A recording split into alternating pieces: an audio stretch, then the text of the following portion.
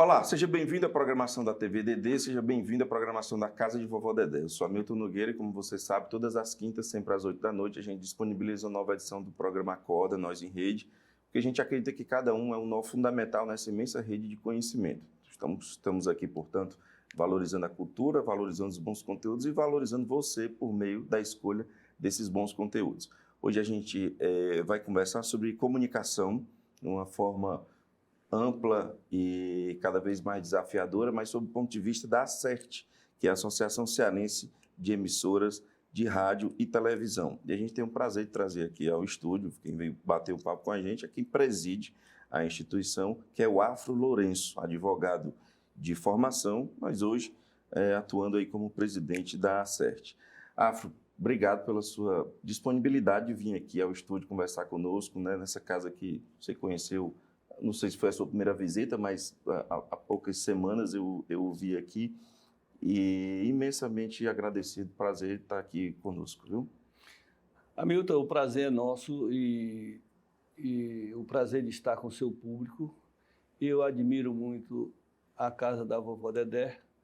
Me remete ao Mansueto, Mansueto que era da Radiodifusão, trabalhou na televisão Verdes Mares e com quem eu guardei uma excelente amizade e sempre ouvia falar na casa da vovó Dedé. Meu amigo Edilmar Noronha, que foi presidente da ACERT, sempre falava e a gente sempre pautava, vi a conhecer e de repente uma coisa ou outra e passou-se o tempo. Que o tempo é cruel, basta a gente esquecer um instante e passa-se um ano. É curioso isso.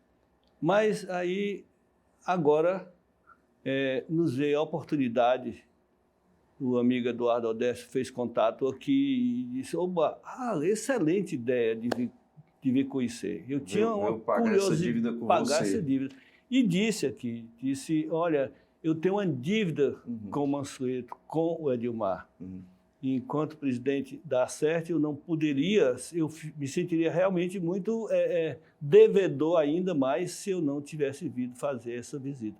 E fiquei muito feliz, eu achei espetacular uma entidade como essa, instalada num bairro junto da comunidade, com tanta estrutura riquíssima, televisão, rádio, música, arte, enfim. Aqui é o celeiro da formação, da melhor formação da pessoa. Você falou aí na palavra comunicação, né, que é a linha aqui que a gente vai tecendo a nossa conversa. Do ponto de vista da comunicação, o que mais lhe chamou a atenção quando você entrou aqui? Aqui, para mim, é uma escola de formação de comunicadores de um modo geral, não só do comunicador em si, o que nós chamamos antigamente de locutor, mas os cameramen, o pessoal de áudio, o pessoal de vídeo, enfim, aqui você tem eu diria assim, um verdadeiro Hollywood de tecnologia e de conhecimento. Acho que aqui eu até já propus aqui aproveitar essa escola para gerar mão de obra para a radiodifusão. Acho que minha intenção é essa, aproveitar essa escola e oportunizar as pessoas que são formadas aqui a entrar no mercado do rádio e da televisão, porque existe uma demanda lá, o interior, sobretudo, precisa de bons profissionais, mais ainda, já tem bons profissionais lá, mas isso cresce e há uma expectativa de crescimento. Eu não vejo o rádio e a televisão como uma coisa em extinção, pelo contrário, ela está sempre se renovando e inovando. Então, há um mercado potencial e eu quero ter a oportunidade de estreitar essa relação, de modo que os profissionais daqui sejam aproveitados lá. O que você entende é que pode haver aí uma parceria na forma da qualificação das pessoas. Sim. Que é o drama brasileiro, né? Sim. Qualificar as pessoas. Né? Eu acho que eu entendo que a comunicação, como é uma relação muito importante, porque ela forma opiniões, então precisa de bons profissionais. Daqueles que não são vistos, como o pessoal da técnica, e aqueles que são vistos, que são os comunicadores. Então, esses dois segmentos, mas eles precisam um dos outros para gerar um programa de qualidade, que é o que o público ouvinte e telespectador precisa. Nós vivemos um mundo de grandes especulações, de grandes desafios. Então, o que interessa ao público é que tenha uma comunicação confiável, de qualidade e que traga realmente coisas boas para melhorar cada vez mais o conhecimento das pessoas. Bom, você falou a palavra desafio, né? O mundo muda muito e muitos desafios aparecem de maneiras... Os desafios de hoje não são mais os desafios da década de 90, nem da década de 70. Muda constantemente, inclusive, a forma como a gente toca a vida, os negócios, os comportamentos mudam. Eu queria saber de você hoje qual é o desafio da CERT. Né? Hoje, de forma generalizada, a questão da sustentabilidade é muito difícil, econômica para se tocar os negócios, mas, enfim, a CERT hoje, o que ela enfrenta como principal desafio? Na nossa gestão, assumimos enfrentar dois desafios. O mercado, que hoje há uma disputa intensa do mercado com a mídia social. Com o advento da mídia social, a mídia digital, o bolo publicitário, que são os recursos de publicidade que são distribuídos entre os meios de comunicação, esse bolo publicitário ficou dividido, antes que era em 3 fatias, hoje são 4, porque a mídia digital já está beirando os 40% disso. Toda a verba publicitária está sendo carreada para a mídia digital. O outro terço está para a televisão e o outro terço fica para rádio e impressos, revistas, etc. Então, o nosso desafio é melhorar essa distribuição, que a radiodifusão, rádio e televisão, se beneficie um pouco mais desse bolo, mas para isso ela tem que ter qualidade, que é o público quer. Então, o outro desafio é exatamente a formação de profissionais de qualidade. Então, na nossa gestão, nós fizemos uma parceria com o Sebrae para levar aos gestores das emissoras, das pequenas e médias empresas de radiodifusão, uma nova cultura de gestão, porque tudo parte da gestão. Sim, claro. O administrador ele tem que ter uma visão de controle de gastos, uma visão de investimento, uma visão de marketing para que a empresa sobreviva. Então, esse é o primeiro ponto que nós estamos abordando. Daí fizemos a parceria com o Sebrae. E uma parceria com o Senac para promover cursos lá nas regiões onde há mais demanda para os profissionais de comunicação e marketing. Então, assim, nós estaremos, nesse momento, atendendo a essa necessidade, abrindo oportunidade para os que já estão trabalhando, e aí vem essa relação com a Casa da Vovó Dedé para aproveitar e enriquecer a equipe que está no interior, sobretudo, com as pessoas que são formadas aqui. Aqui na capital nós temos emissoras pequenas que também precisam. Então, são essas empresas que nós queremos atender. Então, daí essa nossa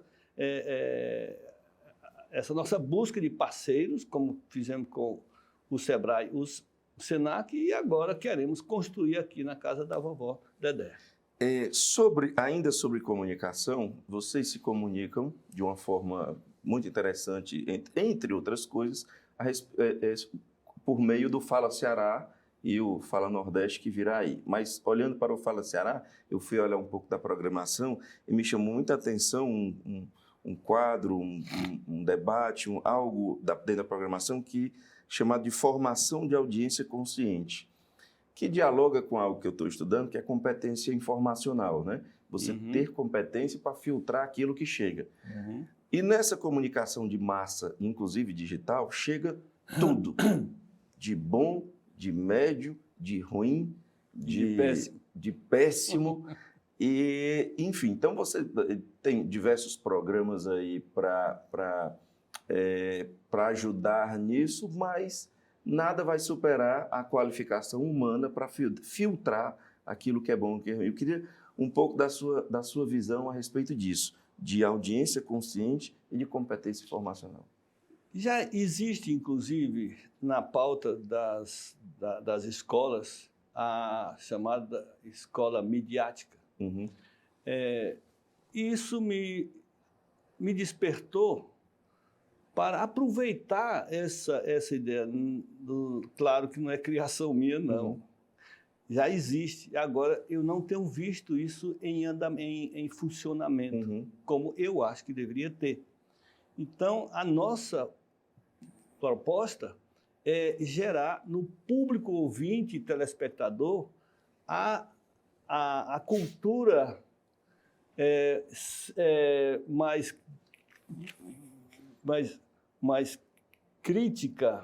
crítica da informação. Não se permitir ser levado por uma única fonte de informação. Que ele procure ver as diversas fontes, avaliar, analisar e formar a sua própria convicção. Essa cultura crítica, eu acredito, que vai enriquecer o ouvinte, o telespectador, de conhecimento para que ele possa formar uma consciência crítica, uma consciência não induzida, mas crítica dele próprio. Eu acredito que essa forma de opinião... Eu tinha uma crônica há um tempo que eu fazia a crônica e dizia: essa é a minha opinião, meu caro ouvinte, qual é a sua? E eu ficava muito curioso porque eu não ouvia a opinião do ouvinte. Era uma crônica que eu fazia no rádio. E eu não via o feedback. Sim. O ouvinte não me respondia. Eu digo, poxa, eu apresento uma questão tão relevante, pelo menos na minha perspectiva, o ouvinte deixa por menos, ele não refletiu sobre isso, ele não disse o que entendeu, eu estou certo, eu estou errado. Eu queria ouvir um feedback, um retorno. E daí isso, somado a essa experiência, somado à existência da escola midiática, foi que eu trouxe ao Fala Ceará a oportunidade de debater com educadores, comunicadores, sobre o tema. Eu espero que essa ideia cresça e a Secretaria de Educação do Estado, do município, realize isso, coloque isso na pauta, mas de uma forma realmente imparcial, que dê ao cidadão a oportunidade de crescer a sua consciência de informação mais crítica, uma consciência efetivamente construída com base nas informações diversas.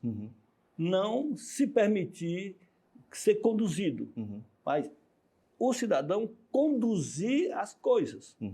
Ele ser um elemento proativo e não uma pessoa que se deixe induzir por quem quer que seja.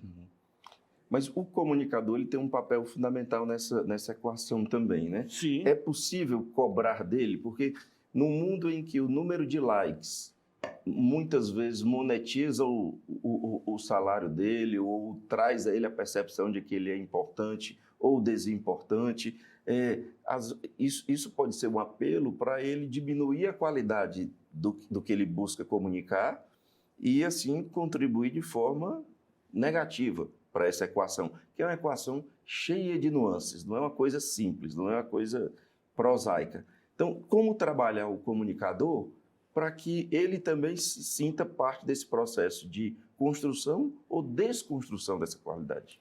Eu imagino que, na medida que o ouvinte, o telespectador, fique cada vez mais consciente, mais crítico, ele vai exigir do comunicador uma atitude mais responsável na prestação da informação. Então, aquele comunicador que se permita uma informação sem fundamento, sem segurança, um comentário vazio, ele vai ter o feedback no seu ouvinte ou telespectador. Uhum. Ele vai cobrar do comunicador uma atitude mais jornalisticamente, como o jornalismo se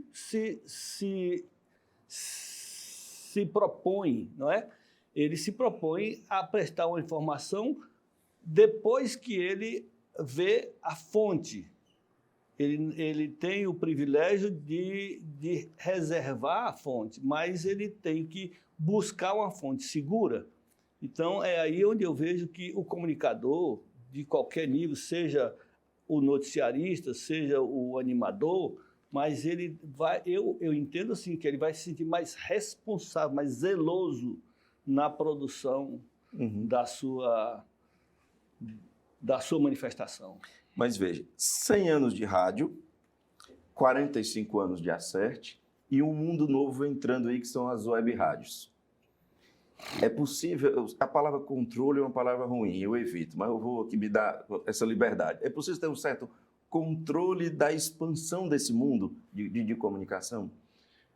Eu faria como o surfista. Eu acho melhor surfar nessa onda de inovação. Tudo isso é uma forma de desafiar a radiodifusão, no caso, a aproveitar o lado bom de todas essas transformações.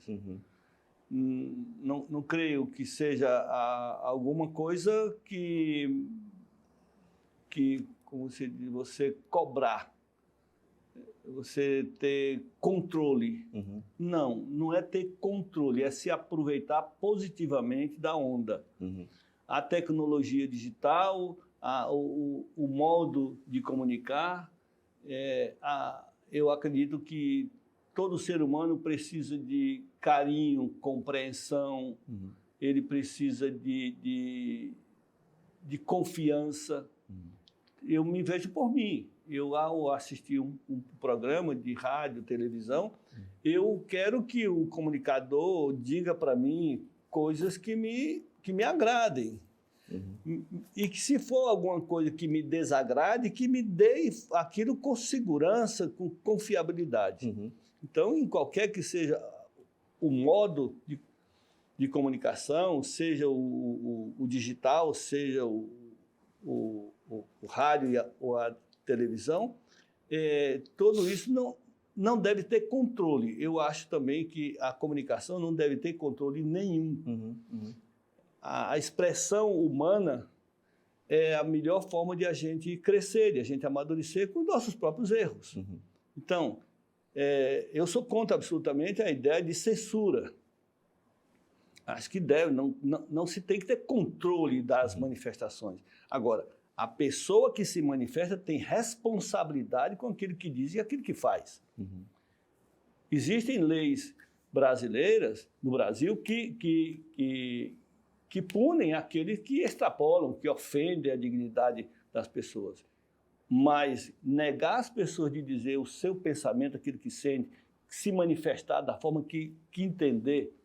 E a pessoa pode pintar o rosto e colorir os olhos, enfim. É uma forma que se ele achar que é uma forma boa para ele se expressar, que o faça.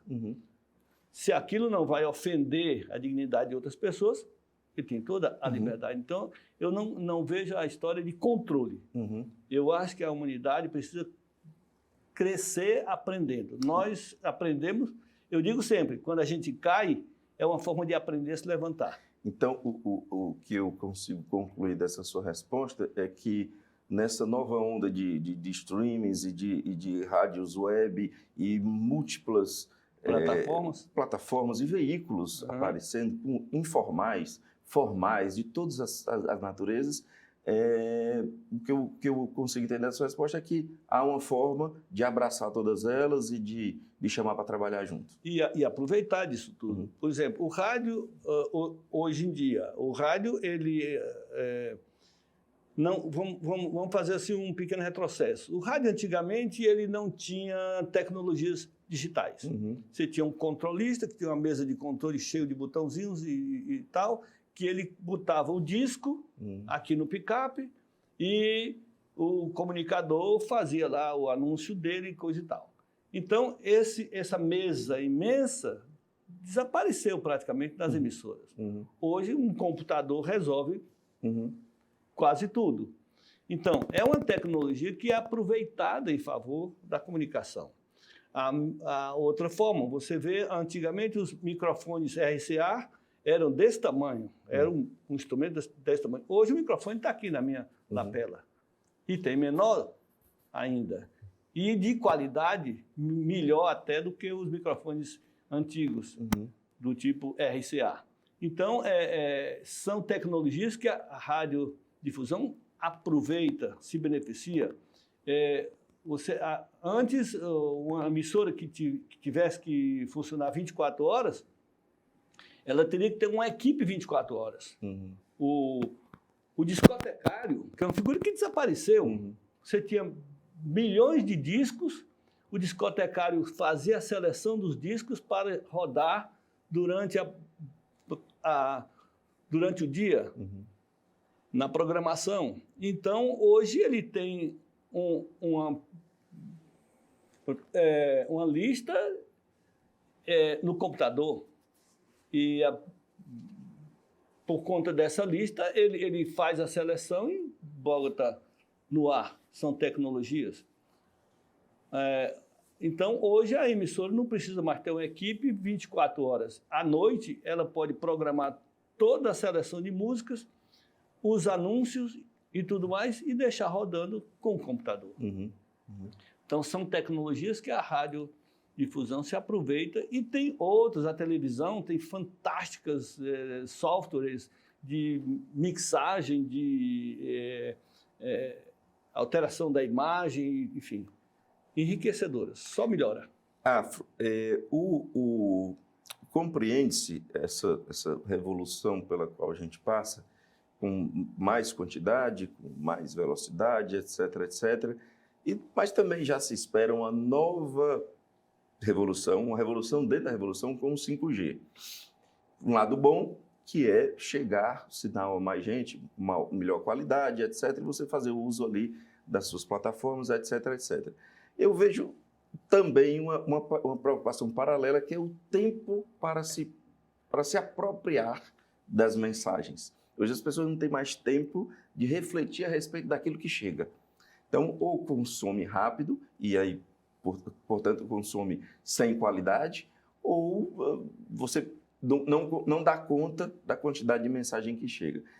Como é que você olha o futuro dentro desse futuro que já chegou? É interessante. Um dia desse eu estava vendo o meu filho ouvindo uma mensagem que recebera do WhatsApp, mensagem de voz? De voz, com a velocidade dobrada. Aquele 2. Eu digo, meu amigo, o que você está ouvindo aí? Que coisa tão absurda é essa? Não, pai, porque tem que ser muito rápido. Então, se isso continuar, daqui a pouco nós não vamos falar nesse compasso. Nós vamos falar, entendeu?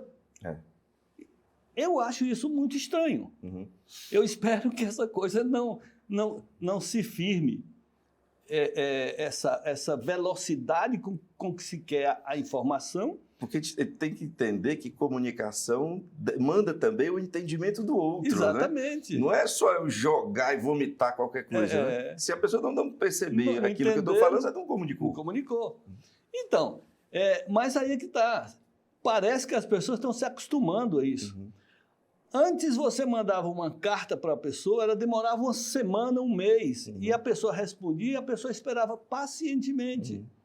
Você lia no começo do século, se lia um jornal da Europa, 2 meses atrasado, que vinha de navio. Hoje você recebe instantâneo, lê rapidamente, e não lê só um, porque antes você lia um, no máximo 2. Talvez não compreenda o que leu. As causas e consequências daquilo que está escrito ali. Pois é. Então, essa velocidade com que se recebe, com que se absorve a informação, daí a minha preocupação em formar essa consciência crítica. Porque a carga de informação é muito grande e muito veloz, e a pessoa se vê obrigada a responder. Se eu receber um WhatsApp e não responder naquele instante, a pessoa fica zangada. Poxa, demorou muito. 2 minutos é muito, 5 minutos é muito. Hoje, 5 minutos é cruel. Você manda uma mensagem pelo WhatsApp, a pessoa demorar 5 minutos, é um absurdo, é uma desatenção. Então, isso eu acho que é um desafio que eu entendo que a humanidade vai ter que aprender a evoluir com isso. Eu não sei como isso vai terminar, mas eu me sinto surpreendido com a velocidade e a quantidade de informações que a gente tem que analisar e processar e tirar uma conclusão, e eu não sei como isso vai terminar e o quanto também gera de consequência na pessoa. O índice de ansiedade hoje em dia é muito grande, problemas emocionais, psicológicos, está crescendo, então eu acho que precisamos refletir sobre isso. Se isso está sendo bom ou está sendo ruim para o ser humano. Pode ser bom porque você resolve as coisas muito rápido, o cidadão está aqui, o outro está lá na China, lá do outro lado do mundo, e resolve um assunto rapidamente. Mas essa ansiedade, essa velocidade também tem consequências na psicologia humana. Esse é meu. Você está à frente da ACERT há quanto tempo? Estou fazendo 1 ano. O meu mandato são 2 anos, eu tenho mais 1 ano. Tem mais 1 ano? E cabe reeleição? Cabe, mas não é a minha... Não é a sua intenção. Não mas é a minha intenção. O que eu quero propor agora, para a gente ir se encaminhando para o final, é um futuro, olhar para frente. Né? Você terminar a sua gestão, daqui a 1 ano você quer ter orgulho de quê? De ter cumprido o meu papel e ter correspondido à confiança das pessoas que me elegeram. Eu fui eleito por unanimidade, eu não sou empregado de nenhuma emissora de rádio e televisão, não tenho uma emissora de rádio e televisão, então foi um crédito de confiança que me deram e eu tenho o dever de corresponder. Exerço isso com muito zelo, muita preocupação com todo esse assunto que nós já debatemos aqui. Espero realmente realizar esses planos que são todos voltados, sobretudo, para as pequenas e médias empresas. Nós temos 200 emissoras no estado, 90% está no interior. E são pequenas e médias empresas com muitas dificuldades com esses desafios que nós já falamos aqui. Então, se eu conseguir melhorar essa qualidade dessas emissoras, oportunizar para elas que melhorem a qualidade das pessoas e da sua programação, eu me sentirei realizado. Fazer isso e debater uma cultura atual da comunicação. O fato de você ser advogado e não estar, assim, essencialmente dentro da atividade da comunicacional, lhe traz mais vantagem ou mais desvantagem? Como é que você se sente? Eu comecei a trabalhar na ACERT quando, já há 32 anos, que eu fui assessor jurídico, e eu vim por uma só razão. Defender a liberdade de imprensa e a livre empresa. Esse é o meu ideal. Enquanto advogado, eu sou comprometido com a ética e a ampla defesa e o contraditório. São duas atividades que eu acho fundamentais para a democracia. Uhum. O advogado e o jornalista. O advogado porque ele é o elo entre o cidadão e o judiciário. Uhum. Algumas demandas hoje já se faz sem advogado, mas as mais complexas precisam de um advogado. Então, o advogado ele precisa, para ser esse elo, ele tem que ter ética, credibilidade, confiabilidade, conhecimento. E ter o ideal de ser o advogado. O advogado é o profissional que não é subordinado a ninguém. Uhum. O ministro do Supremo, o general, quem quer que seja, não é superior a ele no exercício da função dele. Uhum. E no exercício da função dele, ele tem que ter ampla liberdade de expressão e de argumentação e de defesa. Uhum. O jornalista, da mesma forma. Só que o advogado, ele representa uma ou duas partes, enquanto o jornalista representa uma comunidade toda, uma sociedade como um todo. Mas as funções são basicamente a mesma. Defender direito, defender a seriedade, a honestidade e, no caso do jornalista, prestando informação com credibilidade. Uhum. O meu ideal, que eu estou na certa, que me traz a certa, que me mantém na certa, é só esse. Meu ideal é defender, enquanto for possível, a liberdade, a ampla liberdade de expressão e a da livre empresa. É preciso que exista uma empresa para sustentar uma emissora de rádio ou televisão. São valores democráticos que a gente não pode abrir mão nunca, né? Não quero. E terminou minha missão, como diz outro, eu pego meu boné e vou para casa feliz. Corretamente. Afro, eu quero agradecer imensamente a sua participação, sua visita aqui na casa mais uma vez. Eu espero que... vamos tirar essa palavra visita, porque isso vai ter uma regularidade, não vai mais ser visita. Se Deus quiser. E foi um imenso prazer conversar com você. O prazer é todo meu, Hamilton. Fico muito feliz pelo convite. Espero que o público telespectador tenha compreendido e me perdoe se por acaso eu não me expressei conforme a sua expectativa, mas eu tive a intenção de abrir completamente a minha mente, o meu coração para dizer aquilo que eu penso. Não estou aqui para me amoldar, não é esse o meu papel em canto nenhum. Eu não estou me amoldando a um sistema. Eu estou dizendo o que eu sinto, o que eu quero da vida para as pessoas como um todo. Então, essa é a minha função. E aqui na casa da vovó Dedé, eu encontrei uma oportunidade maravilhosa de estreitar, de melhorar a qualidade e dar oportunidade às pessoas que são geradas aqui para enriquecer a comunicação no nosso estado. Eu sou muito grato por isso. Agradeço Afro Lourenço, agradeço a você que nos acompanha. Lembrando que todas as quintas, sempre às 8 da noite, uma nova edição do programa Acorda disponível para você. Muito obrigado pela boa companhia e até semana que vem.